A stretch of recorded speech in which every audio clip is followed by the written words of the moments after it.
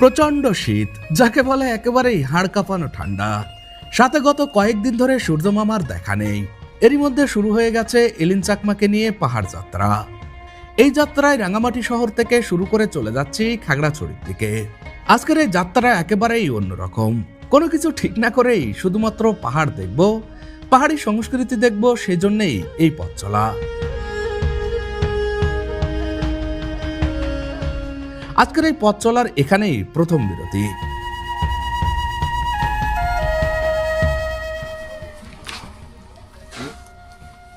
এটাকে বিরিয়ানি বলে না ভাই? বুটের বিরিয়ানি কত করে এটা? 20 টাকা, 30 টাকা, 40 টাকা। আর এটা কি? এটা কি? এটা সবজি। সবজি কি ওই রুটি দিয়ে খাবে না? রুটি দিয়ে খাই। আচ্ছা আচ্ছা। ডিম লাগবে না? ডিম। হ্যাঁ ডিম দেন একটা। আপনি কি রান্না করছেন নাকি? না, আমার বাড়ি। ডিমটা সে খাবে। এখানে বসে এক কাপ চায় শীতের মধ্যে খেলে সাথে এই খাবারটা বেশ দারুণ। এদিকে দেন না। আপনার বয়স কত? 20 বছর বয়সে দাবা খাওয়া শুরু করছেন? দেখি আরেকটা টান দেন, আরেকটা টান দেন দেখি।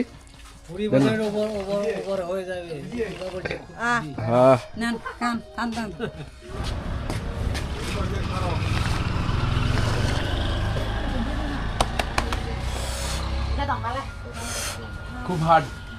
রংসার মধ্যে আদা দিছে, নারিকেল দিছে। আমি নারিকেল দিয়ে চা জীবনে আজকে প্রথম খাইতেছি। অন্যরকম অভিজ্ঞতা। বিরতি শেষ করে বাইক চালানো শুরু করতেই সামান্য কিছুক্ষণ পরে রাস্তার পাশে এই দারুণ পাহাড়ি ছোট্ট একটি বাজার। সয়ের বিচি নাকি? কত করে? 200 টাকা কেজি। পাহাড়ের মিষ্টি আর মিষ্টি ভুট্টা। একে আপনি চাষ করছেন নাকি? কত করে? কেজি 100। লবণ দিয়ে সিদ্ধ করতে হয় না? এমনি খাওয়া যাবে না? এমনি খাওয়া খাওয়া যায় তো? যায়। এমনিও খাওয়া যায় না? মিষ্টি আছে তো এগুলো। আচ্ছা আচ্ছা। নেন 1 কেজি নেন। এগুলো যত বুড়া হয় তত খাইতে মজা বলে। আপনি কি বানাচ্ছেন? পিঠা বানাচ্ছেন? এ কত করে পিঠা? হ্যাঁ 10 টাকা। আচ্ছা আচ্ছা। এই এত তেল কেন? এটা মেশিন নয়, বাড়ির দিকে মধ্যে তুলবে। আচ্ছা আচ্ছা। পিঠা বিক্রি করতেছেন উনি। এই যে এটা বিন্নি চাউলের না? বিন্নি চাউলের 10 টাকা করে। বিসমিল্লাহ।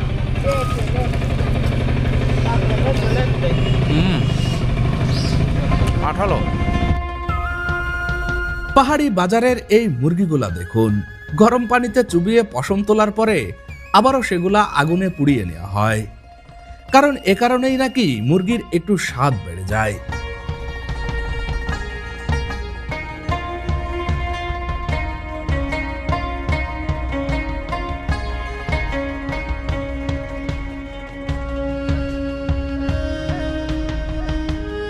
ছোট্ট তবে দারুণ এই পাহাড়ি বাজার থেকে সামান্য কিছু বাজার করে নিয়ে আমরা আবারও যাত্রা শুরু করলাম এবং খাগড়াছড়ির দিঘিনালা হয়ে এলিন চাকমার বাড়িতে গিয়ে উঠলাম ঠিক সন্ধ্যার পরে।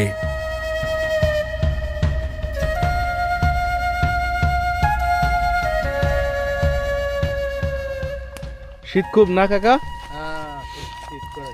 প্রচুর শীত। বরফ পড়ছে? ওই দাবায় আগুন আছে? হ্যাঁ টানবো। বাসায় ঢুকতে ঢুকতে দাবা হয়ে গেছি।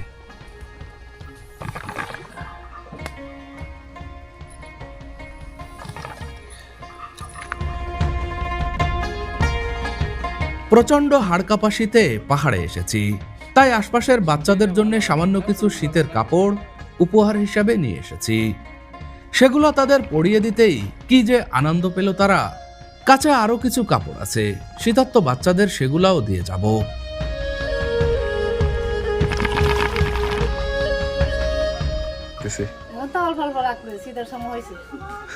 এমনি জ্যাকেট নাই আর মোটা? আচ্ছা আছে না? আচ্ছা এখানে ডাল রান্না হচ্ছে না? আচ্ছা আচ্ছা। সামান্য লোক দেখানো ভিউ ব্যবসা করতে মাঝে মাঝে আমিও মানুষের পাশে দাঁড়াই। বলতে পারেন ভিউ ব্যবসা করতে আপনাদের একটু বিনোদন দেই। সেই ভিডিওগুলো আবার তুলে ধরি আমার ফেসবুক পেজ ভুবন বিলাসে।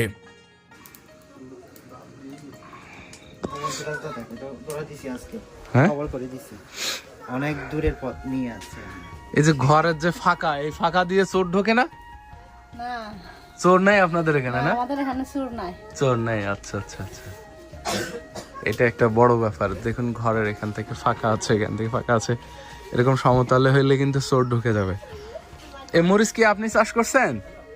আমি কাজ করি না, এই যে আমার বাবা করছে। ও আচ্ছা আচ্ছা। বাবার থেকে ভাতা দিছে এগুলা। ও বাবার বাড়ি থেকে আসছে। তাহলে তার শক্ত হয় না যে, এজন্য ওখানে রাখছি। ও আচ্ছা আচ্ছা, রোদে দিছেন মনে হয়। আসি তো মেমা মারাই দুরান না বাদ আই বড় আমি নলমিয়া। আপনি মনে হয় এমন নতুন আছেন না দাদা? এখানে নতুন আসছে একদম। ও কি হয় আপনার? কোনটা?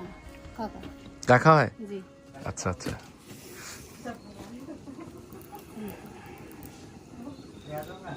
শীত আসলে অনেক বেশি। তো ডাউলের এটা উঁচা করেন তো দেখি কেমন। কেমন হবে আর কি? যেটা দিয়ে রান্না করে এটা দিয়ে রান্না। না রান্না সুন্দর হচ্ছে, সুন্দর হচ্ছে। চুলা তো অনেক জ্বলতেছে। লাকড়ি শুকনা যে, এজন্য জ্বলতেছে। লাকড়ি যদি বিছাও তো চলতো না।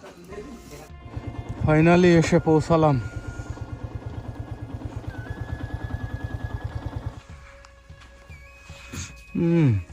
এতগুলা দা, এতগুলা দা কি কাজে লাগে? কই দা? এই যে এগুলো তো পুরানো, এগুলো পুরানো হয়ে গেছে, এখন দাঁড় নাই, কাটা যায় না। বলে রাখি এলিন আমার খুব কাছের একটা ভাই। সে রাঙামাটি শহরে থাকে। কোনো একটি মানবিক কাজে তার সাথে আমার পরিচয় হয়। তারপর তার সাথে তার গ্রামের বাড়িতে এসেছি। তবে তার এই বাড়িতে কেউই থাকে না, সেজন্য তালাবদ্ধ অবস্থায় বাড়িটি পড়েছিল। তবে ভিতরটা দেখুন কি দারুণ পরিষ্কার, তাই না?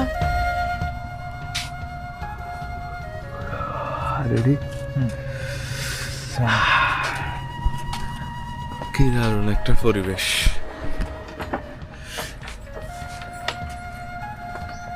রাত্রে দেখছি একরকম, এখন দেখতেছি আর রকম। এখন সুন্দর লাগতেছে, রাত্রেও সুন্দর লাগছে।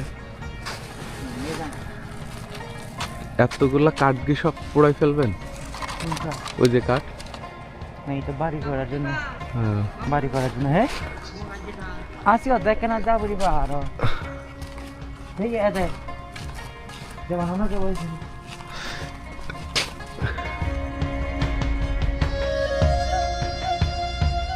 এলিনদের বাড়িতে যেহেতু কেউই থাকে না, তাই ওর বাড়িতে রান্না করার মতো কেউ নেই। তবে ওর চাচাতো বড় বোন সকালে আমাদের খাবারের জন্য ডেকে পাঠালেন।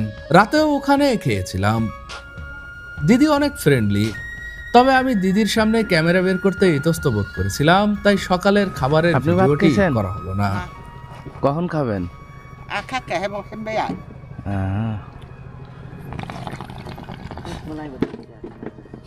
ই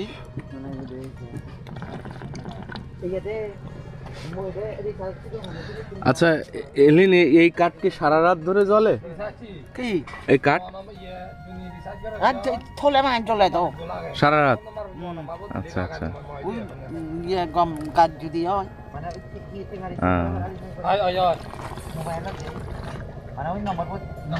শাক আপনি চাষ করছেন হ্যাঁ এইখানে? হ্যাঁ হ্যাঁ আচ্ছা আচ্ছা।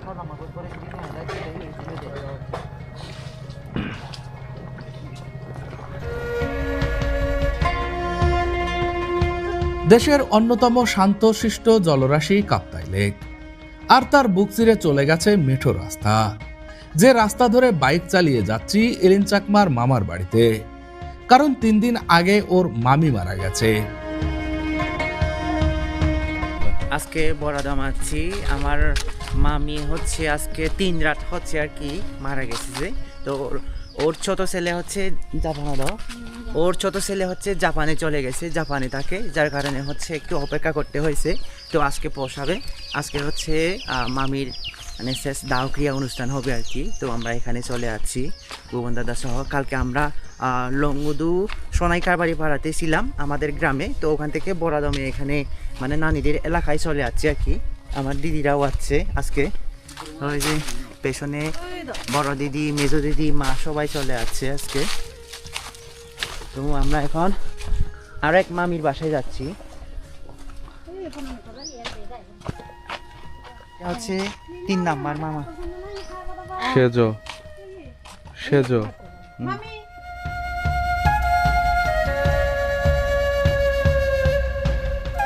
এলিন চাকমার মামার বাড়ির সামনের দৃশ্য এটি। দেখলে আপনি সহজেই আন্দাজ করতে পারবেন রাঙামাটি আসলে কতটা সুন্দর। আর এজন্যই হয়তো রাঙামাটিকে বাংলাদেশের সুইজারল্যান্ড বলে। তবে আমি ভিডিও শুরুতে বলেছি খাগড়াছড়ি দিয়ে এসেছি।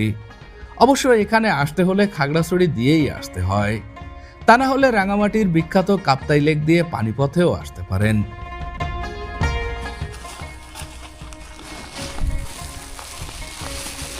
আমরা যে পাড়ায় যাচ্ছি এটার নাম কি?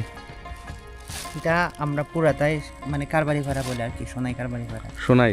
লংগুদু সোনাই কারবারি ভাড়া। ওকে, এখান থেকে একবার হেঁটে উঠলে তো 1,000 ভাত শেষ হয়ে যাবে। এলিনের হাতে আরো কয়েকটি শীতের কাপড় দেখতে পাচ্ছেন।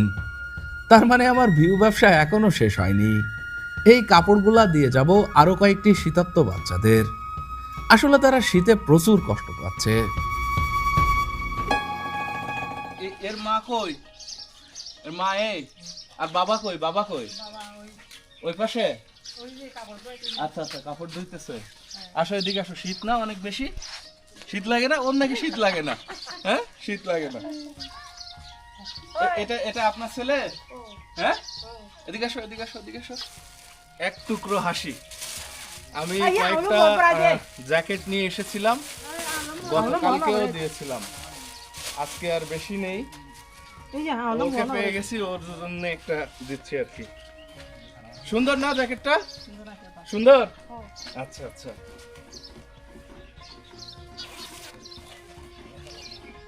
এই ওই যে শীত লাগতেছে বলে শীত লাগে না, এই যে দেখেন শীত কিন্তু লাগতেছে, তারপরে বলে শীত লাগে না। না করো করো করো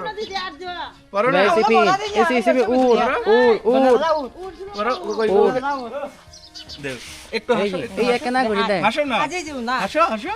হয় আপনারা দোয়া করবেন এবং সেই সাথে যে যেখান থেকে পারেন শীতার্ত বাচ্চাদের জন্য একটুখানি করতে পারেন। আমার সামর্থ্য কম, তবে মোটামুটি সামর্থ্য অনুযায়ী কয়েকটি জ্যাকেট নিয়ে এসেছিলাম। বাকিগুলোও এই পাড়ার বাচ্চাদেরই দিয়ে দিয়েছিলাম।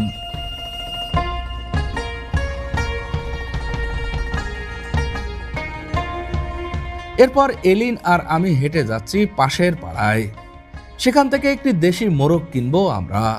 পাহাড়ে আসলে আমি দেশি মুরগির মাংস খেয়েই তবে ফিরে যাই।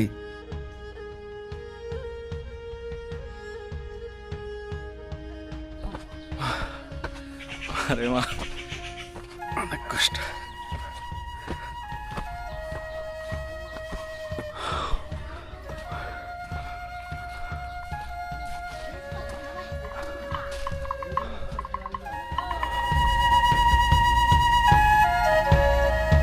দেশি মোরগ কিনতে আমরা যে পাড়ায় এসেছি সেখানে এসে এই আন্টির সাথে দেখা। তিনি দারুণ কিছু পাহাড়ি খাবার রান্না করতেছিলেন। তিনি এলিনের দূর সম্পর্কের ফুপা হন। এই গভীর রাত্রে আমরা একেবারে পাহাড়ে দুজন মানুষই হাঁটতেছি। আশপাশে ঝিঝি পোকার ডাক ছাড়া আর কিছুই নাই। তো আমরা হচ্ছে একটা 3.5 কেজি ওজনের দেশি মুরগি কিনছি, দেশি মোরগ। হ্যাঁ, কিনে আমি জবেও দিয়ে নিয়ে আসতেছি, রাত্রে খাবো।